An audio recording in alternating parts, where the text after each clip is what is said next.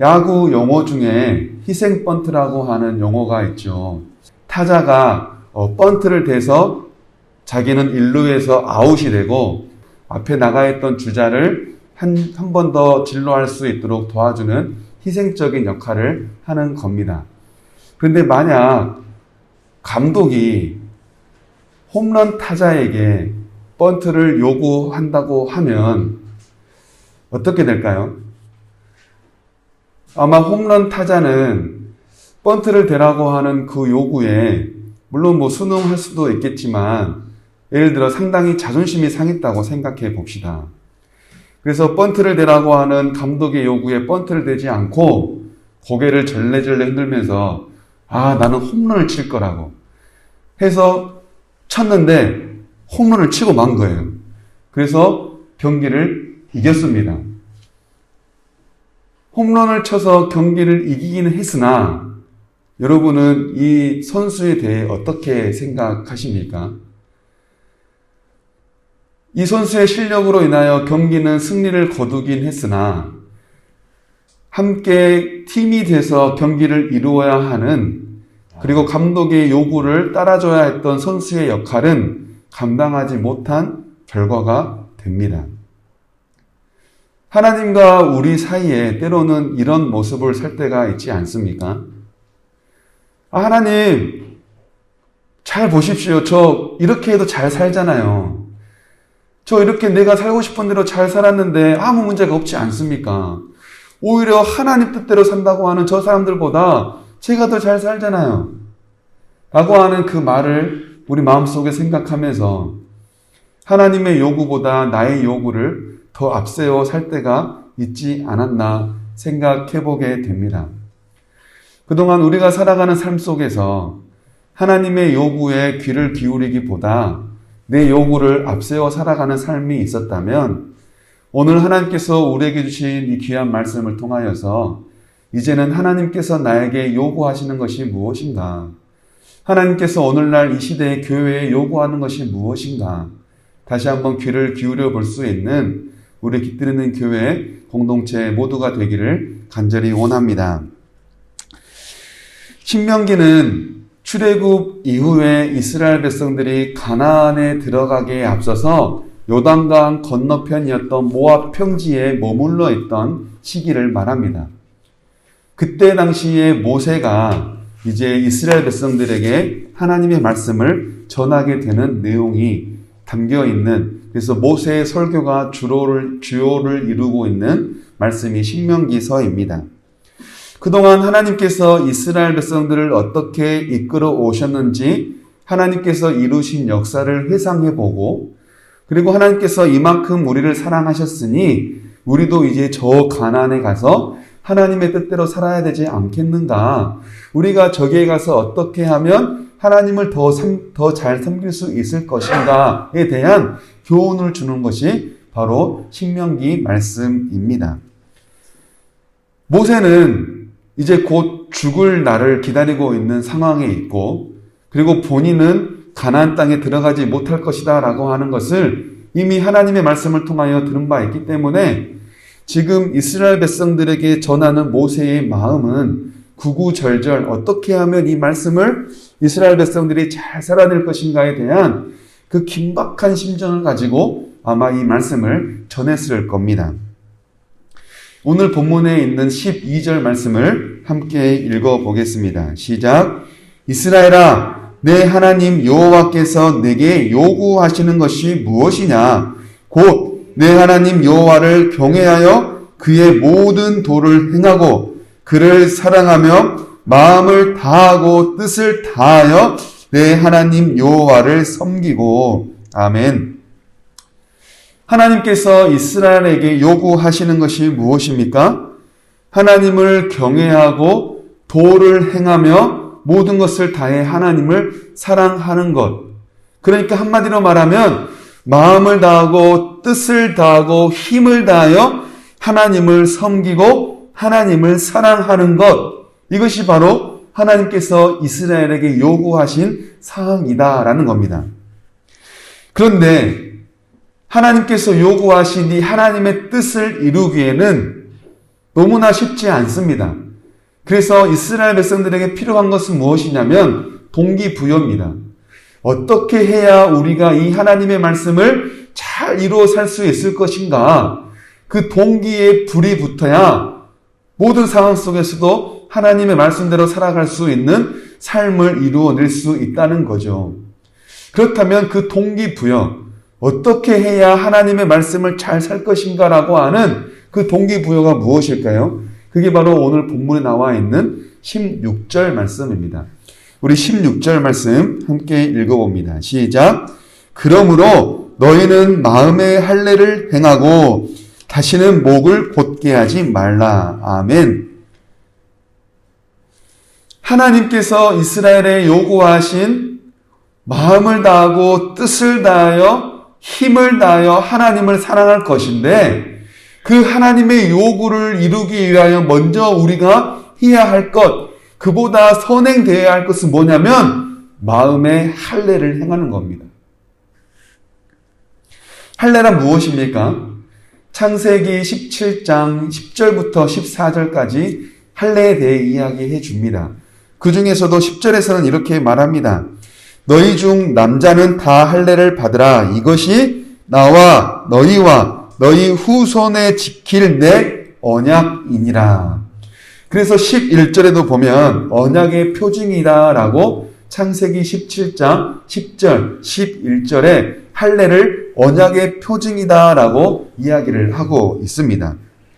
할례는 하나님과 이스라엘 백성 사이에 맺어진 언약이라는 것을 표징합니다. 그래서 할례는 나는 아브라함의 자손입니다 라고 하는 것을 다시 한번 상기하게 하고 나는 아브라함의 자손입니다 라는 것을 다시 한번 기억함으로써 내가 누구인지 나는 하나님의 백성이구나. 그러면 나는 어떻게 살아야 할 것인가? 하나님의 백성이니 하나님의 말씀대로 살아야겠구나 라고 하는 것을 동기부여할 수 있는 그 표징을 몸에다가 새긴 것. 그러니까 자기 몸에 난 그 표시를 통해서 내가 누구인지 그리고 나는 어떻게 살아야 하는 것인지 하나님의 말씀대로 살 수 있게 하는 동기부여가 바로 이 할례라고 하는 겁니다. 근데 그 할례를 몸에다가 새겼던 거죠. 그런데 모세는 몸에다가 새겼던 그 할례를 이제는 마음에 행하라 라고 말합니다. 왜 마음에 행하라고 모세는 그렇게 말씀을 했을까요? 하나님께 선택받은 백성, 하나님의 언약 안에 있는 백성, 그러면 하나님의 은혜가 약속되어지고 하나님의 구원이 약속되어진 백성이라고 한다면 할례를 받은 하나님의 백성이라고 한다면 감사하는 마음으로 그리고 순종하는 마음으로 사랑하는 마음으로 하나님의 말씀을 지키며 살아야 했지만 그때 당시에 이스라엘 백성들이 그렇게 살지 못했다는 거예요. 몸의 할례를 받고 하나님의 백성인 것은 알기는 알았으나 그 할례를 받은 자처럼 살지 못했기 때문에 그 할례를 육체뿐만 아니라 마음에도 행하라라고 모세가 말씀하고 있는 겁니다. 대표적인 예로 신명기 10장에 나와 있는 오늘 본문 앞에 있는 신명기 9장 그리고 오늘 본문 앞에 있는 신명기 10장 1절부터 11절까지가 어떻게 이스라엘 백성들이 그동안에 살아왔는지에 대한 하나님의 말씀을 서술하고 있습니다. 그 중에서 나오는 내용이 무엇이냐면 모세가 호렙산에 올라가서 하나님과 관계를 맺고 있을 때 산 밑에 있던 이스라엘 백성들이 호렙산에 올라가 모세가 아무 소식이 없자 본인들이 너무나 그 위급한 마음을 느낀 나머지 아론을 재촉해서 우상을 만들게 합니다. 그러자 아론이 각 가정에 있는 금을 모아서 그 몸을 녹여가지고 만든 게 송아지, 금송아지이지 않습니까? 그래서 이스라엘 백성들은 모세가 호렙산에 올라가 하나님과 대화를 나누고 있던 사이에 산 밑에서 금송아지를 만들어 우상을 숭배하는 일이 벌어집니다. 뿐만 아니에요. 이스라엘 백성들은 가나안에 12명의 정탐꾼을 보내죠. 정탐꾼을 보냈을 때 2명의 정탐꾼은 좋은 이야기를 했으나 10명의 정탐꾼이 부정적인 이야기를 해요. 근데 이때 당시에 그 부정적인 이야기를 이스라엘 백성들이 애굽으로부터 인도해낸 하나님을 원망하기 시작합니다. 이스라엘 백성들은 홍해를 건널 때는 하나님을 찬양했다가, 홍해를 건너 광야에 왔더니 먹을 것이 없으니 하나님을 원망했다가, 또 먹을 것을 주니까 하나님을 찬양했다가, 또 어려움이 찾아오니까 또 원망했다가, 이처럼 자기가 믿고 싶으면 믿었다가 믿고 싶지 않으면 또 안 믿고 원망했다가 하는 것들을 계속해서 반복하는 모습을 살고 있었다라는 겁니다. 그럼에도 불구하고 하나님은 이스라엘 백성들의 언약을 지키시는 신실하신 하나님이지 않습니까? 그래서 모세가 말하는 겁니다. 하나님은 어떻게 해서든 우리를 도우시고 우리를 사랑하셔서 약속을 이루시는 분이지 않느냐. 그 하나님께서 우리에게 원하시는 것이 도대체 뭐냐? 우리를 그토록 사랑하시는 그 하나님께서 우리에게 원하시는 것이 뭐냐? 집을 팔아서 집을 내놓으라고 했느냐? 아니면 목숨을 바쳐서 당장 죽으라고 했느냐? 하나님께서 우리에게 원하시는 것은 그것들이 아니다. 하나님께서 우리에게 오로지 원하는 것은 마음을 다하고 뜻을 다하고 힘을 다하여 하나님을 사랑하는 것 아니냐. 그러니 그 뜻을 잘 이루기 위하여 마음에 먼저 할례를 행하라 라고 하는 것이 바로 오늘 본문에 나오는 맥락이라고 할 수 있습니다. 그렇다면 마음의 할례를 행한다.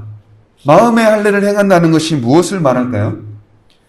할례라고 하는 건 육체의 하나님과의 언약 백성이라는 것을 표징을 남아서 그 육체의 상처를 보며 나는 하나님의 백성이야. 그러니 하나님의 말씀대로 살아야 해 라고 하는 동기부여의 역할을 육체에 난 표징을 통해서 했다면, 마음의 할례는 내 마음을 보면서 그 하나님의 말씀을 지켜야지, 하나님의 뜻대로 살아야지라고 하는 동기부여를 내 마음에 둔다는 거예요.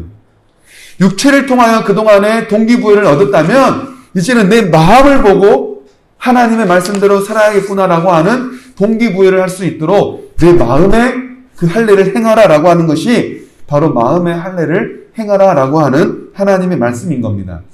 그 의미가 신약 성경에도 잘 나와 있습니다. 빌립보서 3장 3절인데요. 우리 함께 읽어봅니다. 시작. 하나님의 성령으로 봉사하며 그리스도 예수로 자랑하고 육체를 신뢰하지 아니하는 우리가 곧 할례파라. 그러니까 바울은 분명히 말합니다. 몸에다가 할례를 한 것이 할례가 아니라 뭐예요? 하나님을 성령으로 봉사하며 그리스도 예수로 자랑하고 육체를 신뢰하지 않는 삶을 사는 자들이야말로 마음의 할례를 한 진정한 할례파다라고 말하는 겁니다. 바울이 빌립보 교회에 이런 말을 한 이유가 있습니다. 당시 빌립보 교회 내부에는 거짓 가르침을 주는 교사들이 있었습니다. 유대 율법주의자들입니다. 당시의 유대인들은 할례를 매우 자랑스럽게 여겼습니다. 나는 하나님께 택함 받은 백성이야. 하나님과 나는 언약을 맺은 사람이야 라고 하는 그 하나님의 언약, 하나님께 택함 받은 백성이라고 하는 것에 대한 굉장한 자부심을 가지고 할례 받은 것에 대한 자랑을 삼았던 사람들입니다. 이런 생각은 할례를 자기만의 특권 의식으로 여기게 했고 하나님의 은혜를 당연시하게 되는, 결과적으로는 마음 없이 행동으로만 살아가는 외식적인 결과를 낳고 말았습니다. 이런 유대의식 속에서 예수님을 믿었던 유대인들이 그리스도인이 되었다는 거죠. 그러니까 그들이 자꾸 무엇을 요구하냐면 이방인은 예수님을 믿는 것만으로는 구원을 얻을 수 없다. 완전한 구원을 이루기 위해서는 이방인들도 할례를 받아야 한다. 그러니 할례를 받아야 완전한 구원을 얻을 수 있다라고 거짓을 가르쳐 주는 겁니다. 그러나 바울의 가르침, 바울을 통해 주시는 하나님의 말씀은 무엇입니까? 이방인이든 유대인이든 누구든 상관없이 예수를 믿음으로 구원을 얻는다라고 누누이 우리에게 말씀해 주고 있지 않습니까? 선한 행위는 구원의 조건이 아니라 구원의 열매일 뿐이지 선한 행위를 통하여 구원을 얻는 것은 아니다라고 말씀해 주십니다. 그래서 바울은 그런 유대 율법주의자들에게 반박하면서 빌립보서 3장 3절 이하에 나와 있는 4절부터 자기의 출신을 구구절절 설명해요.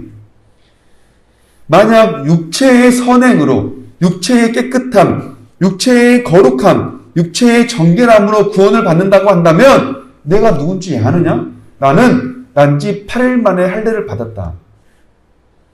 히브리인 중에 히브리인이고 유대의 지파 중에서도 베냐민 자손이다.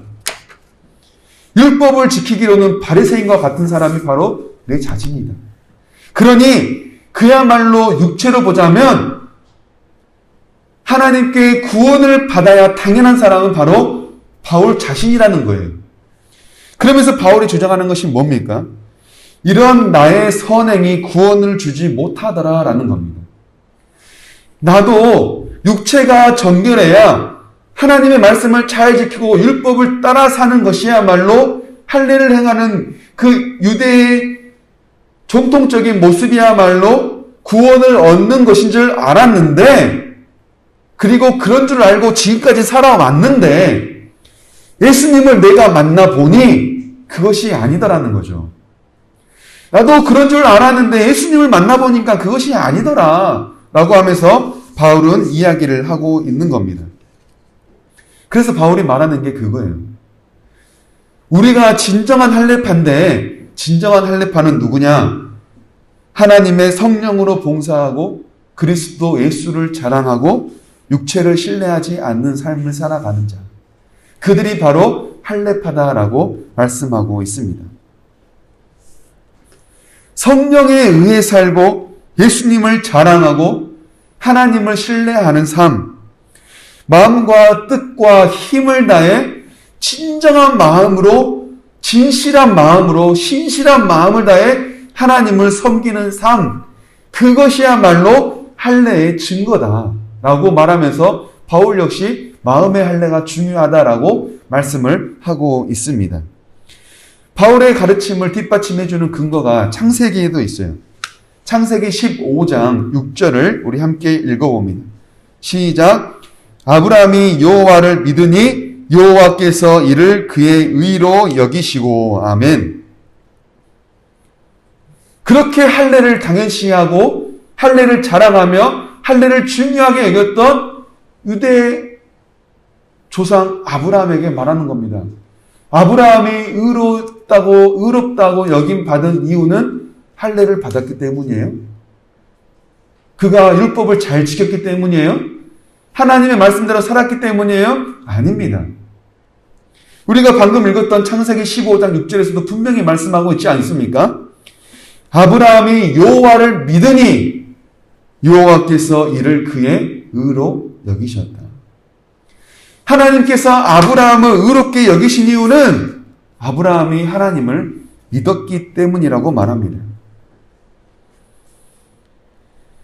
그러니 하나님의 자녀요, 하나님의 백성 그리스도인이라고 한다면 할례를 받았느냐, 할례가 몸에 있냐 없냐, 선행을 많이 했냐 하지 않았느냐, 남에게 보여주기에 급급한 신앙생활을 하며 사는 것이 아니라, 그것이 중요한 것이 아니라 진정한 마음으로 하나님을 섬기는 것, 진정한 마음으로 하나님을 사랑하는 것, 그래서 마음에 할례를 두는 것, 그것이 진정으로 하나님을 사랑하는 구원받은 자의 표징이 된다라는 것을 우리에게 말씀해 주고 있습니다.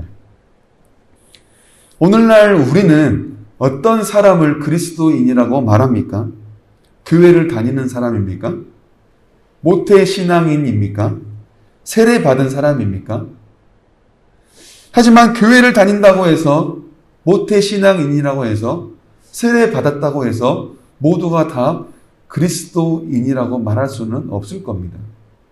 왜냐하면 하나님을 믿지 않아도 얼마든지 교회는 다닐 수 있죠. 모태신앙이지만 그것이 과거에 있었던 하나의 행사로만 그치는 경우도 있을 수 있습니다. 세례는 받았지만 내가 왜 세례를 받았는지도 알지 못하는 경우도 있을 수 있겠죠. 그러므로 이러한 행위들을 한다고 해서 우리가 그리스도인임을 증명할 수는 없을 겁니다. 그러므로 마음의 할례를 행하라 라고 하는 이 하나님의 말씀을 통해 오늘 우리가 분명하게 깨닫게 되는 것은 교회 다니는 것으로, 모태신앙인 것으로, 세례받았다는 것으로 그리스도인임을 증명하려고 하지 말라는 겁니다. 굳이 이것들이 우리가 그리스도인임을 증명해내지 못한다는 거예요.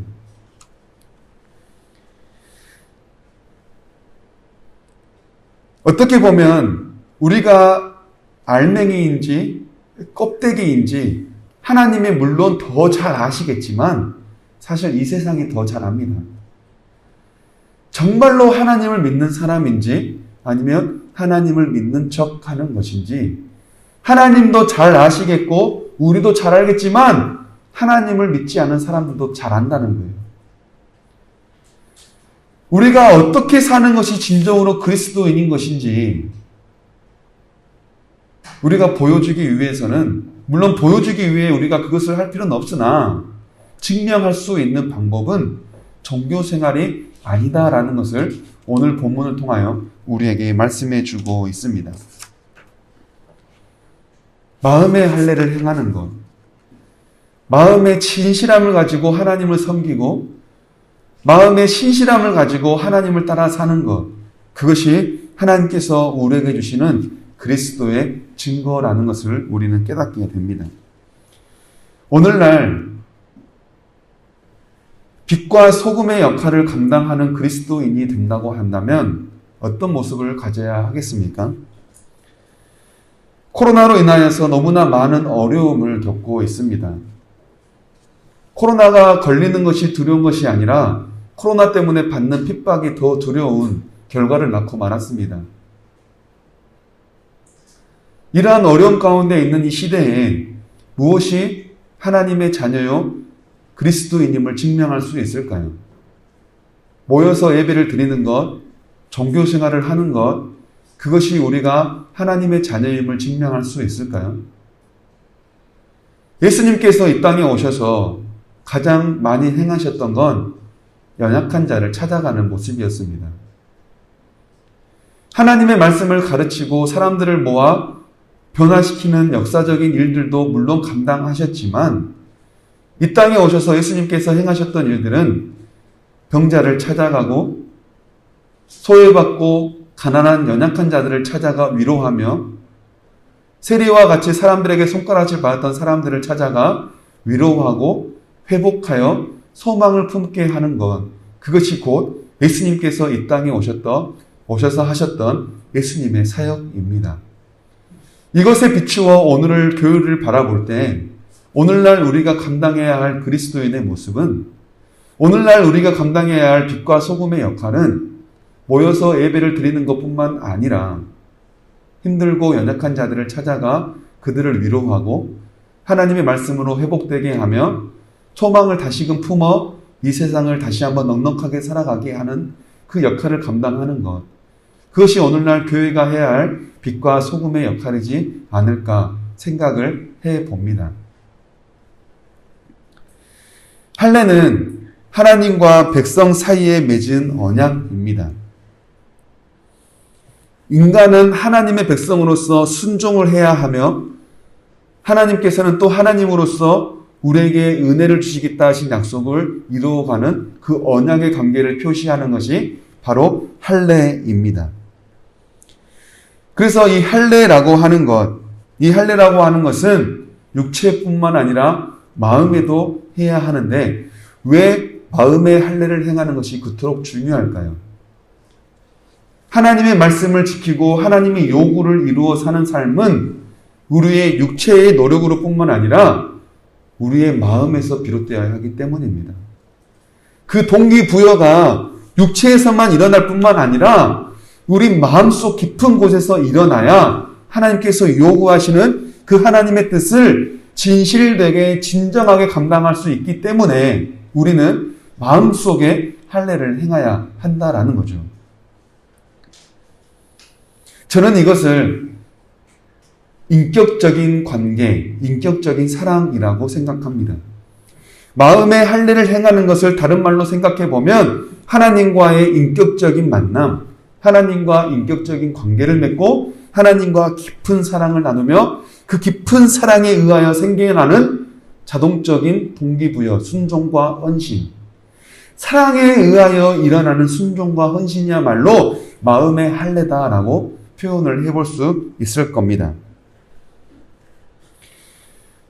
나의 필요에 의해 내가 이루고자 하는 나의 요구를 이루기 위해 하나님을 사랑하는 것이 아니라 아무 조건 없는 순수한 사랑, 내 생명 다 바쳐도 아깝지 않은 그 진실된 사랑으로 하나님과 사랑을 나누는 것, 이런 인격적인 만남을 갖는 것이 마음의 할례를 행하는 것이라는 겁니다.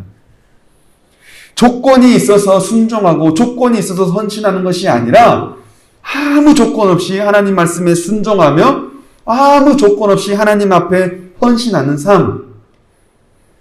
어린 자녀가 부모를 일말의 의심 없이 따라가는 것처럼 어떤 그 의심 없이 모든 것을 다하여 온전한 마음으로 하나님을 따르고 하나님 앞에 순종하며 하나님 앞에 헌신하는 삶이야말로 마음의 할례를 행하는 것. 그것이야말로 마음의 할례를 행하는 것이라고 말하는 겁니다. 하나님과 나 사이에 이런 전적인 사랑, 깨끗하고 의심 없는 사랑과 절대적인 헌신과 순종의 관계가 이루어진다고 한다면 하나님께서 우리에게 요구하시는 경외하고 도를 행하며 마음과 뜻과 힘을 다하여 하나님을 사랑하고 섬기라라고 하는 건 우리 마음속에부터 동기가 되니 이미 하나님을 사랑하는 관계가 되니 그것은 저절로 차츰차츰 이루어지는 것이라고 할 수 있습니다. 사랑하면 언어가 바뀝니다. 사랑하면 행동이 바뀝니다. 사랑하면 눈빛이 바뀝니다. 애써 노력하지 않아도 사랑하는 관계가 되면 그 사람이 무엇을 원하시는지 알게 되고 그 원하는 바 내 삶이 변화되는 것, 그것이 바로 사랑의 힘이지 않습니까? 하나님과 인격적인 만남을 갖게 되면 우리는 이처럼 하나님의 말씀대로 하나님의 뜻대로 살아갈 수 있게 됩니다. 하나님과 인격적인 만남 없이 율법을 지키려고 한다면 그 율법은 올무가 되고 말 겁니다. 그러나 하나님을 진실되게 사랑하는 인격적인 만남을 가지고 하나님과 깊은 관계에 있다면 우리가 지키려고 하는 율법은 사랑의 표현이 될 겁니다. 하나님께서 우리에게 주신 이 말씀이 우리에게 올무가 아니라 사랑의 표현이 되기를 간절히 원하며 기도합니다. 본문 13절의 말씀을 읽고 오늘 말씀을 마치도록 하겠습니다. 함께 읽어봅니다. 시작. 내가 오늘 내 행복을 위하여 내게 명하는 여호와의 명령과 규례를 지킬 것이 아니냐. 아멘. 내가 오늘 내 행복을 위하여. 정말로 놀라운 하나님의 말씀이자 하나님의 은혜이지 않습니까? 하나님께서 우리에게 명령과 규례를 지키라고 하시는 하나님의 말씀이 있는 이유는 우리의 행복을 위해서라고 말씀합니다. 여러분, 이 말씀에는 우리가 오해하지 않아야 합니다. 하나님의 명령과 규례를 지키면 하나님께서 행복을 주겠다라는 게 아니에요. 아마 그러면 우리는 또 행복을 얻으려고 말씀을 지키고 규례를 지키려고 할 겁니다. 그러면 또 율법주의자가 되고 또 외식적인 삶을 살아야겠죠. 명령을 지키고 말씀을 지키면 행복을 주겠다라는 게 아니라 하나님의 말씀, 하나님의 규례, 하나님의 명령 그 자체가 우리에게 행복이라는 겁니다. 하나님의 말씀을 지킬 때 하나님의 말씀대로 사는 것, 하나님의 명령대로 사는 것 그 자체, 하나님을 따라 사는 것 자체, 하나님의 말씀 그 자체가 우리에게 행복이 된다라는 겁니다. 그러니 하나님께서는 진작 우리에게 행복을 주셨다는 거예요. 이미 하나님께서는 우리를 이 땅에 만드시고 행복이라는 것을 쏟아 부으셨다는 거예요. 우리에게 행복이 없는 게 아닙니다. 우리가 행복을 찾지 못했던 겁니다. 이미 하나님께서 우리에게 허락해 주신 이 수많은 행복들, 이 수많은 기쁨과 축복들을 우리가 누리며 살아갈 수 있기를 간절히 원합니다. 그러기 위해 우리가 할 것이 무엇입니까? 마음의 할례를 행하는 겁니다. 마음의 할례를 행하는 것이 무엇입니까? 하나님을 만나는 겁니다. 여러분, 하나님 만나셨습니까? 지금 우리 삶 가운데 하나님을 믿는다고 하지만 행복이 없다면 다시금 오늘의 삶에서 하나님을 만나 살아갈 수 있는 저와 여러분 모두가 되기를 간절히 소망합니다.